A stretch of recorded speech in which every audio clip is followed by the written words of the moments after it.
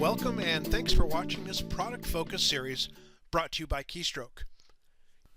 Welcome to Project Kickstart's second tutorial where we'll learn 5 easy steps for developing the project task list.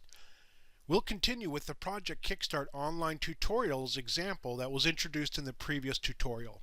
Clicking on Next takes us from the name screen into phases. As always, instructions at the top of the page will explain what is required. We could begin this step with a shortcut by opening the Phases library. Here's a project definition phase that can be dragged and dropped into the plan. There's also a development phase we can use, and we'll want to have a phase about putting this up on the website, but we don't see anything like that here in typical end phases, so we'll just key that in. Here's our web staging phase. And we remember that we will need to hire a consultant to develop these tutorials. So we'll want to add and acquire consulting support phase. Now notice the order of these phases. Do we really expect to acquire consulting support after we developed and published the tutorials? No, we don't. But the order of the project phases and tasks is not important at this point because the planning wizard was only concerned with identifying tasks, not organizing them. Task organizing will occur later. Now, clicking Next will cycle through these 4 phases, asking for their tasks. This drop-down window tells us that we're about to add tasks to the project definition phase. But if the project planner thinks of a task that belongs in a different phase, the drop-down feature will allow the planner to go to that phase, add the task, and then return. This is how Project Kickstart provides for non-linear thinking about the project task list. Our first task in the project definition phase will be to create outlines of tutorial topics. We also happen to have 3 different tutorial development programs on hand, so we'll want to evaluate them. Evaluate tutorial development software A, and then because the 2 others are just like that, copy this, paste it again, change this to a C, change this to a B, and we're done. After the evaluation, we'll want to choose a tutorial development tool. We'll also need to review and revise the tutorial topic outlines and get them approved. We'll also want to run a test case. Develop the first tutorial as a test. This task brings up a question.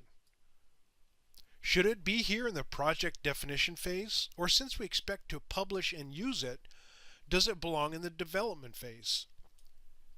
This would be a judgment call, but it really doesn't matter because this task can always be moved later. It's virtually impossible to make a mistake in Project Kickstart because tasks we forget, tasks that are out of order, and even spelling mistakes are easily corrected. Let's move on to the development phase by clicking Next. In the development phase, we'll evaluate the test tutorial, revise the test tutorial based on the evaluation, then create more scripts for the other tutorials. With more scripts, we can create more tutorials, and with more tutorials, we could do more tests, and this will lead to more editing. Now it's time to move on to the next phase. Here in the web staging phase, we're going to stage the tutorials on the Project Kickstart site, build web links to those tutorials, and possibly stage them on iTunes-like sites to make them available to those who might not otherwise visit projectkickstart.com. Now we'll move on to the next phase. Here in the Acquire Consulting Support phase, we're going to interview the consultant, develop a proposal, negotiate contract terms, and sign the contract. Working through the phases, as we have just done, will typically identify about 70 to 80% of a project tasks. Now let's move on to goals. Entering a project goals is essentially the same as it was for entering project phases. We could use the goals library, but we've chosen to key them in instead. And that's the last one.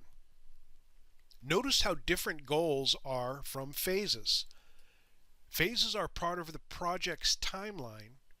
Goals tend to apply to the entire project. And now it's time to step through these goals to see if they suggest any tasks that we have not thought of yet. We do that by clicking Next. Stepping through the project goals, we realize that if we're going to reach the goal of emphasizing Project KickStart's benefits, we'll need to make a Project KickStart's benefit list. In order to produce tutorials 5 to 6 minutes in length, we'll want to check total time in the tutorial software. Making the tutorials available free on the Project KickStart website really didn't suggest any new tasks. Keeping the tutorials informative and to the point suggested reviewing the tutorials for interest and attention, and finally providing contents suited to both new Project KickStart users and to potential users suggested that we obtain feedback from tutorial users and implement user suggestions as needed. Now, by clicking on Next in the Goal step, and this is how similar projects, people, and obstacles work as well, the planner can place these new tasks into phases. The new tasks are here on the left, the phases on the right. All the planner needs to do is highlight a task, then click on one or more phases to assign it. This task builds a Project KickStart benefits list, belongs in the project definition phase. We click on that phase and a check mark appears to show that the task has been assigned. The next task, check total time in the tutorial software, won't require any work since each tutorial's runtime is clearly stated in the tutorial production software. This now seems more like a reminder than a true task, so it really doesn't need to be assigned to any phase. Review the tutorials for interest and attention needs to be done in both the project definition and in the development phase. Clicking on both phases will accomplish that.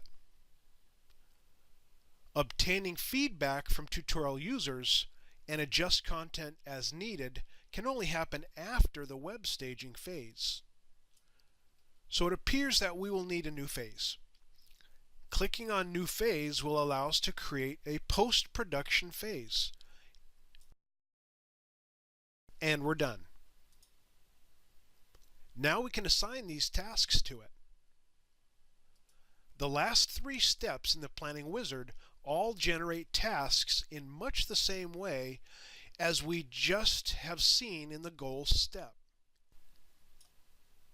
Here, in similar projects, is where planners can develop new tasks from previously planned projects, including project templates. Here in the People section, the planner can identify project team members, as we've done with Raymond Carroll, and the consultant, and develop more tasks. Though by now we've already thought through most of this project's tasks, but let's take a look at what's new in the People library, where contact information can be stored or imported from Outlook or ACT. Here's the obstacles step. This project doesn't have many obstacles except video production software can be unstable. We don't know that this will be a problem, but just in case, we've thought of a few tasks for dealing with it. These are not normal project tasks, they're contingency plans. We're not going to put these tasks in our plan, but they are here in case we need them. To review, we've seen how project phases, goals, similar projects, people, and obstacles can be used to develop a project task list, and how skipping tasks, entering tasks out of order, and using templates are harmless and often handy shortcuts. Learning how to assign people to tasks and how to reorganize the task list will be the topics of the next tutorial.